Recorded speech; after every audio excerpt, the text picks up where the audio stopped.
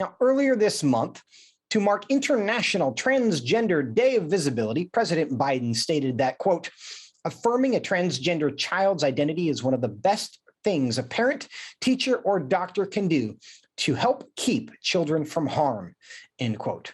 Yet, as anyone who has followed the science on this topic knows, transgender procedures for children are a far cry from safe, especially when these children are in a vulnerable state. Our next guest tweeted words to this effect and drew fire from PolitiFact, which is a partisan left-wing commentary site that purports to be a neutral fact-checking service.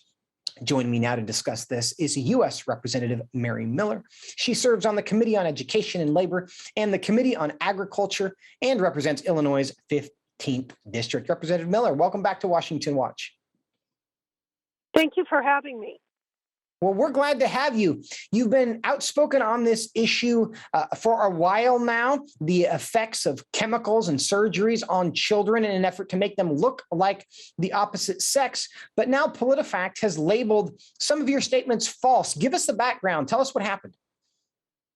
Sure. Well, of course, you just said that Biden administration put out this guidance called Gender Affirming Care, which specifically states it's for transgender and non-binary children and adolescents.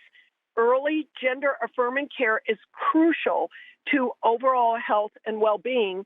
And the House Education and Labor held a hearing with Biden's Health and Human Services Secretary, and I asked the Secretary if performing these procedures on 12-year-old children is child abuse. And first of all, he refused to answer the question. Then I was most troubled that Biden's Health and Human Services Secretary refused to confirm that parental consent would be necessary for these procedures. They're doing nothing but engaging in extreme woke politics with children being their victims. I can't even think of enough bad adjectives to describe this. It's evil, it's insane, and they are on the wrong side of public opinion. Also, a lot of people refer to PolitiFact as PolitiFraud, and of course, they're attacking me for defending young children.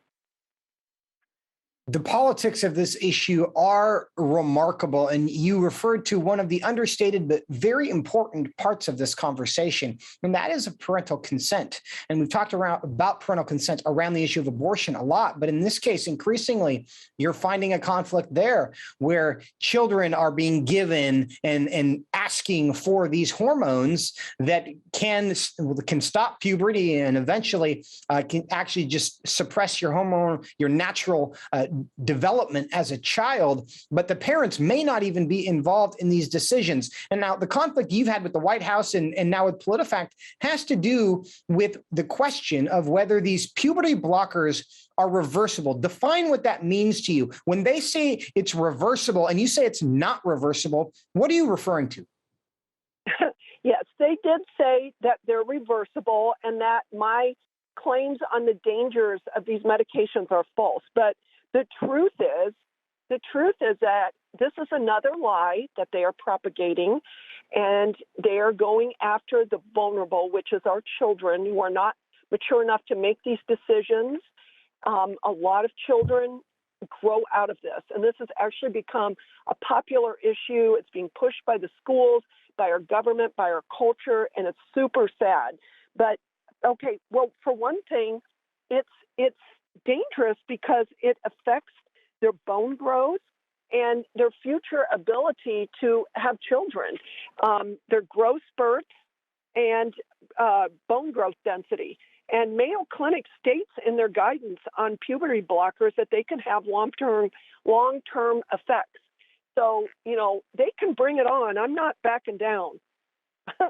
They're extremists. Well, we appreciate you for that. And I think what it's important for people to understand is if you take an 11-year-old and you put him or her on puberty blockers for 2 years and then take them off of puberty blockers when they're 13, puberty will start again. It will finally happen, but you don't get those 2 years of development back. And so that really does have a long-term impact on how that child will develop, what ultimately their life is going to be like. It doesn't necessarily sterilize you like cross-sex hormones do, but it does have a long-term impact on your body's natural development because you've essentially stopped it for 2 years.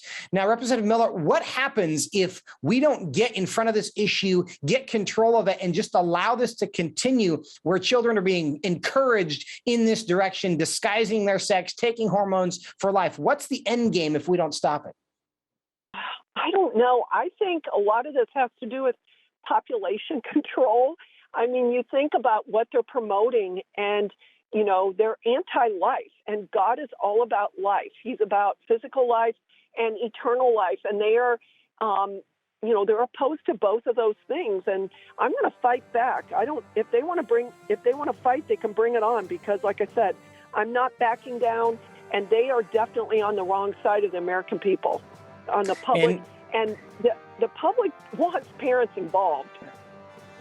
There is a lot of data that suggests you are correct about that. As hard as the White House and many others push on this issue, America is not just buying the idea that mutilating your body and taking cross-sex hormones is good for you. Representative Miller, thank you so much for your courage in confronting this issue, as well as for your time today. Thank you so much. Well, our children are worth fighting for. Indeed they are. God bless you.